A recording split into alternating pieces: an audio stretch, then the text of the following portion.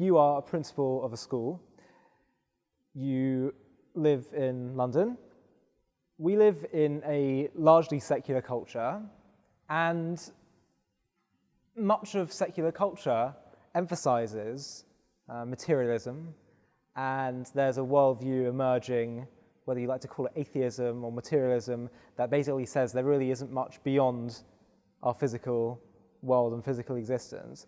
What in your mind as a rabbi and someone that believes there is something beyond physicality, what do you think are the dangers of having this sort of materialist secular philosophy, both that you might sort of see with some students and also just in society at large? Also an important question, and I should stress that I'm answering here purely in a personal capacity. And actually, I'm not just going to answer it as a rabbi, I'm also going to answer it as a human being. I think you're right that in terms of, as a religious believer and as someone who wants to share, passionately wants to share, the insight and beauty that I find in my spiritual and religious life as a Jew with the students, I think this is a massive challenge.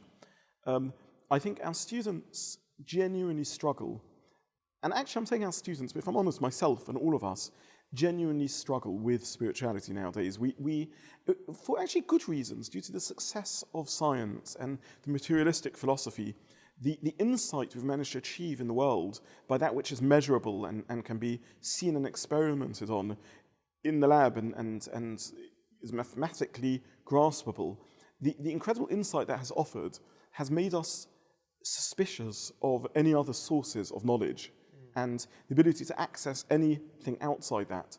And this perhaps comes from hundreds of years of very often pseudo-scientific theories that were spouted in the medieval periods and earlier. And as a society, we've shifted towards perhaps only seeing that which is material as having reality. And as a result, we find spirituality difficult to grasp. Many of us struggle to believe, not because we lack philosophical proofs or other such things, but just because the whole God theory sounds so outrageous and ridiculous and just somehow quaintly old-fashioned and non-realistic that we just find ourselves struggling to see it as something possible that can exist in the real world within which we exist. So this is something, a very real phenomena, and something that, if we're honest, I think we all struggle with. We're all somehow a little bit uncomfortable with the idea. There's something a bit unfashionable about it. What are the consequences of this? So certainly consequences are dramatic if you're speaking as a believer, as someone who believes in God and someone who thinks that religion and spirituality is very central and important to human existence. But I would argue that the consequences are devastating and gutting in terms of our ability to function as human beings, and actually alarm me, make me worried about the viability of society continuing in the way it does. Because along with the skepticism we have about belief in God, I think goes a skepticism about belief in ourselves. If you take materialism to its extreme, it often comes to the question of the concept of free will, the concept of our ability as human beings to make moral choices. If we think materialistic about ourselves, then what are we? We're simply biomass, biological machines. We're robots, pre-programmed, complex algorithms that control how we operate. We're actually simply glorified fridges and freezers. We're just simply obeying the rules of science. And if we can't make choices and we can't choose freely, then what does that tell us about ourselves and what sort of beings we are? We question actually anything abstract and anything absolute. Perhaps we question the idea of absolute morality. We somehow shift into the only way to justify morality, some sort of social contract. If I'm not nice to you, then you won't be nice to me. And if you're not nice to me, I won't be nice to you. So it's utilitarian, it's just a practical way to live.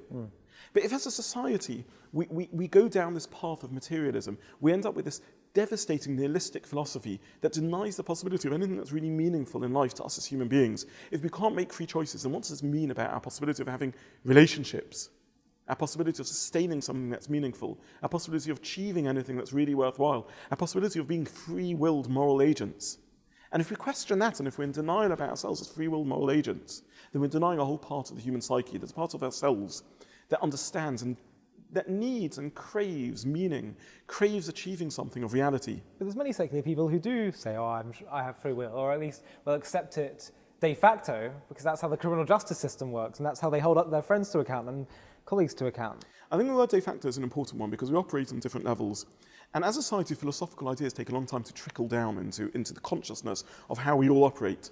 And we're often able to live as bifurcated beings who sort of philosophically don't really understand or believe in free will, but on a pragmatic level justify the criminal justice system or relationships without actually questioning things. The truth is most of us just aren't philosophers, and all of us really aren't philosophers. We operate on a certain level philosophically, and much of the time we just get on with our lives, we have the busy pace of life, perhaps don't question. But if we've got a philosophy that's being pushed, and it's being pushed even by popular thinkers and popular authors, some of the new atheists and the genre of literature that they're now writing, they're pushing a philosophy that if the implications of this philosophy become widely accepted, and if it trickles down into our consciousness, and ideas do trickle down into our consciousness. Think about how some of the ideas, for example, of Freud have trickled down into our consciousness and affect the whole way we view the world, in many ways in a positive way.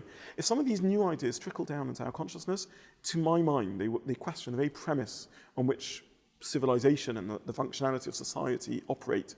And to me, when I see students, and students, late teens, their university years, do take philosophy seriously often, and they have the luxury of being able to engage in long philosophical conversations before the pragmatic, practical reality of life often kicks in. Students often question the possibility of absolute morality, they question the possibility of them being able to choose freely. And if they think through the implications of that, this does begin affecting the practical, real-world decisions that are made, and to my mind, it begins questioning the very essence of what it means to be a human being and the very premise and basis on which our society lives and operates.